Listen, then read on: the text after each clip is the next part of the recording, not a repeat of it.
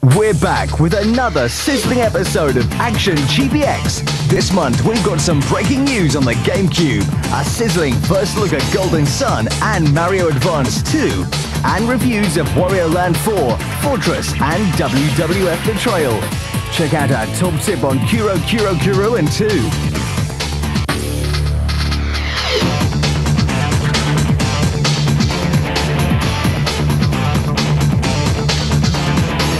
When Nintendo converted Super Mario Bros. To the GBA under the name Mario Advance, many thought they'd picked the wrong game. Super Mario World is what we want, they cried. Well, soon we'll have it. The SNES classic is coming to the Advance as Mario Advance 2. Super Mario World is one of the greatest video games ever. It's huge, brilliantly designed and packed with features.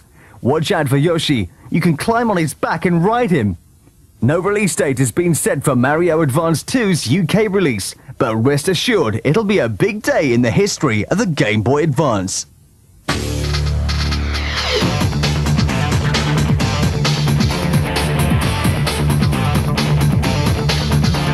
Is this the greatest RPG ever? It's going down a storm in Japan and looks set to do the same here.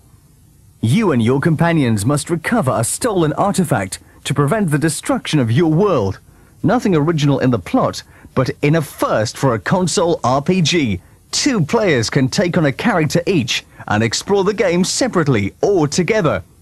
The graphics are absolutely marvelous too, but as developers Camelot were responsible for Mario Golf and Mario Tennis on the Game Boy Color, that's no great surprise.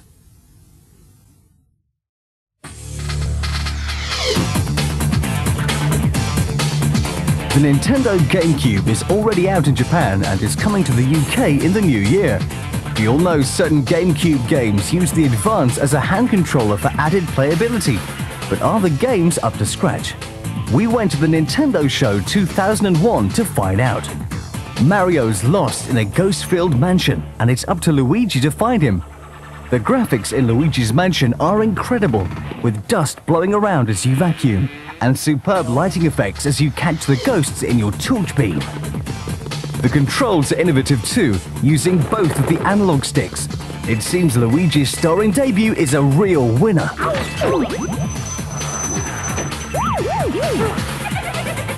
Ride on the backs of dinosaurs, fly spaceships, solve puzzles. You do it all in Star Fox Adventures Dinosaur Planet. It's so big, only the GameCube can contain it. Pikmin defies categorization. Individually, the tiny creatures are weak, but gather a posse of them and you're soon smashing obstacles and fighting foes.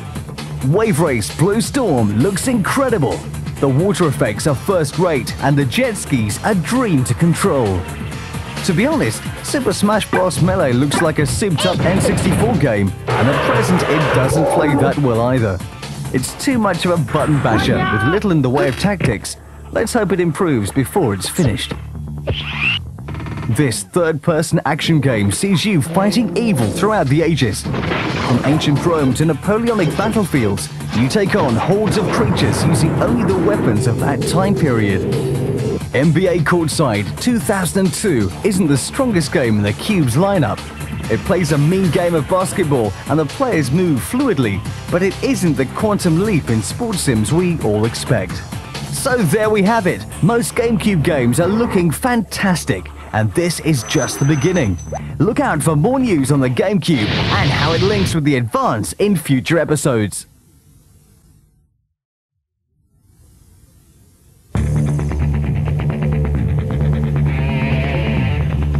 Crawfish Interactive has so many great games on the way, we couldn't fit them all into last episode's interview. This month, we once again speak to Crawfish Director of Development, Mike Merrin, about some hot up-and-coming advanced titles.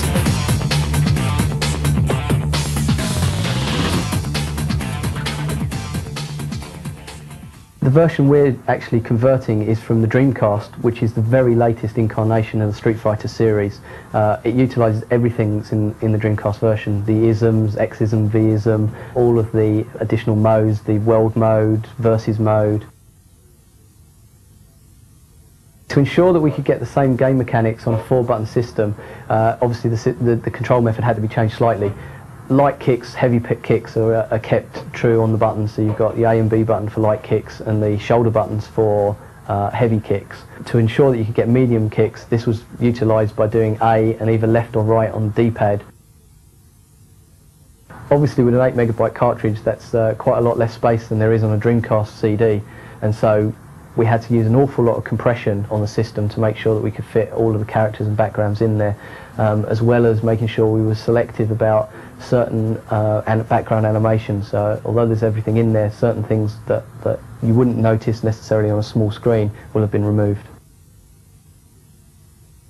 Yeah, there's actually 37 characters in the GBA version. The Dreamcast version actually only had 34. But Capcom said, is there any way you can get an extra 3 on there?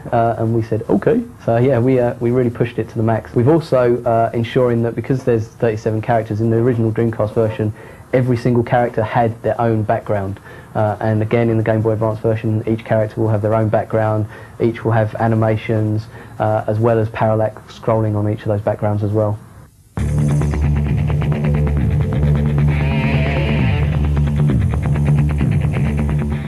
Within Freestyle Scooter, you've got a number of different tasks that you have to complete on each of the arenas you're given. These include collecting 20 wheels, accumulating a number of grind points or grind distance, also a number of trick points, and combos for each trick that you do. The main differences with Razor Freestyle Scooter and Tony Hawk's is that the arenas are more fun, if you like. They're more sort of tongue-in-cheek. I think also I would say the game is more pick up and play than Tony Hawk's is. A lot more forgiving at the start when you're playing it. And also we have multiplayer in our game, which Tony Hawk's doesn't. You've got a circus, a shopping mall, an aircraft carrier, and a sports stadium. We have a number of multiplayer modes. These include a simple point-based game where you've got up to 3 opponents that you've got to try and outpoint doing tricks. Also, we've got a grind game where you've got to try and make sure you grind a further distance than any of your opponents.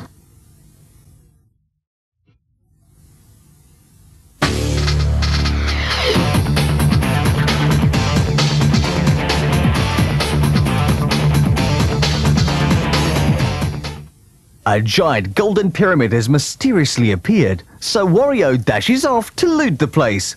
Along the way, must defeat each of the 4 pyramid guardians facing the final mystery boss. There's so much in this game, it's unbelievable. It's brilliant fun to play, with an inspired blend of puzzle and action elements. It has immense longevity and superb graphics and sound, and it hasn't appeared anywhere else. No cheap SNES conversion here. In fact, it's a genuine Game Boy Advance classic that will stand the test of time and take its place among the all-time great platformers.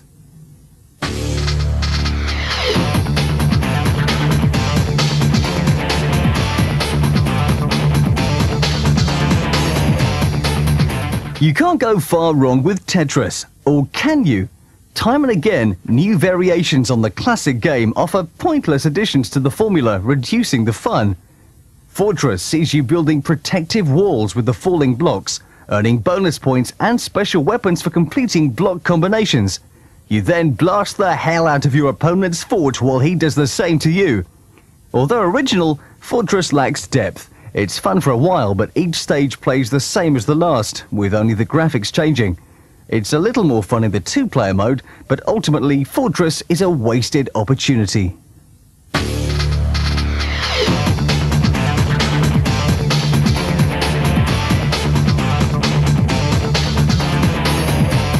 Anyone old enough to remember Double Dragon will find WWF Betrayal suspiciously familiar.